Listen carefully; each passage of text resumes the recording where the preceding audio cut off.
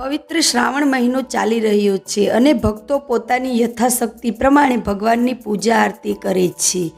કોઈ ફૂલ ફળ ચડાવે છે તો કોઈ સોના ચાંદીના દાગીના ચડાવે છે. પરંતુ મિત્રો, તમને જાણીને નવાઈ લાગશે કે આપણા દેશમાં એક એવું ગામ છે જ્યાં શ્રાવણ મહિના દરમિયાન કોઈ પણ મહિલા કપડાં નથી પહેરતી અને નગ્ન થઈને ભગવાનની પૂજા કરે છે. જી હા મિત્રો, આ સાંભળીને તમને થોડું વિચિત્ર લાગતું હશે, પરંતુ આ સત્ય છે. હવે ચાલો મિત્રો, આપણે જાણીએ કે ક્યું છે આ ગામ અને અહીંની મહિલાઓ શા માટે કરે છે આવી પૂજા. મિત્રો, વિડીયો ખૂબ જ મહત્વપૂર્ણ થવાનો છે, તેથી ધ્યાનથી આ વિડીયો અંત સુધી જરૂર જુઓ. શરૂઆત કરીએ તે પહેલાં એક લાઈક કરીને નવા આવ્યા છો તો ચેનલ સબસ્ક્રાઈબ કરી લેજો.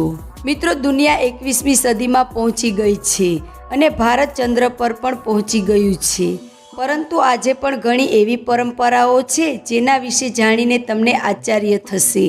જી હા મિત્રો, તમને વિશ્વાસ નહીં થાય કે રાજ્યના કેટલાક વિસ્તારોમાં હજુ પણ જૂના રિવાજોનું પાલન કરવામાં આવે છે. એવી જ એક પરંપરાનું પાલન હિમાચલ પ્રદેશના મણિકર્ણ રાજ્યના પીની ગામમાં આજે પણ કરવામાં આવે છે. ખરેખર મિત્રો, દર વર્ષે શ્રાવણ માસ દરમિયાન આ અનોખી પરંપરાનું પાલન કરવામાં આવે છે.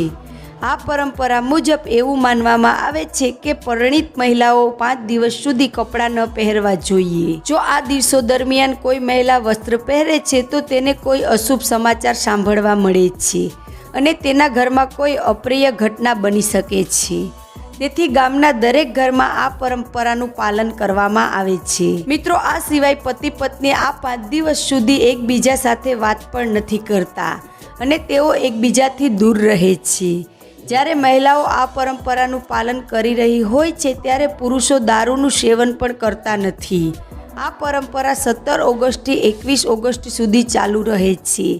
સ્થાનિક લોકોનું માનવું છે કે જો આમ નહીં કરવામાં આવે તો દેવતાઓ નારાજ થશે. વાસ્તવમાં એવું કહેવાય છે કે જ્યારે લહવા દેવતા પીની ગામમાં આવ્યા હતા ત્યારે તે સમયે અહીં રાક્ષસોએ આતંક મચાવ્યો હતો.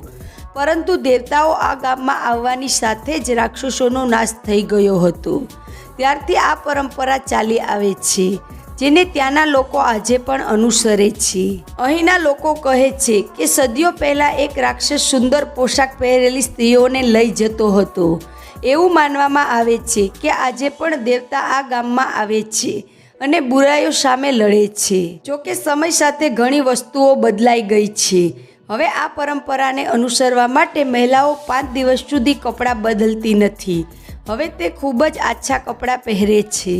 પરંતુ અગાઉ મહિલાઓ 5 દિવસ સુધી કપડાં પહેરતી ન હતી. તે માત્ર ઊનનું પટ્ટું પહેરીને જ રહેતી હતી. આ દિવસોમાં ગામમાં કોઈ માંસ અને દારૂનું સેવન પણ કરતું નથી. મિત્રો, તમે આ પરંપરા વિશે શું કહેવા માગો છો? શું આ પરંપરા બંધ થવી જોઈએ કે નહીં? હા કે ના લખીને નીચે કોમેન્ટ જરૂર કરજો અને જેમ બને તેમ આ વિડીયો શેર કરો. વોટ્સએપ, ફેસબુક પર ફેલાવી દો. ધન્યવાદ.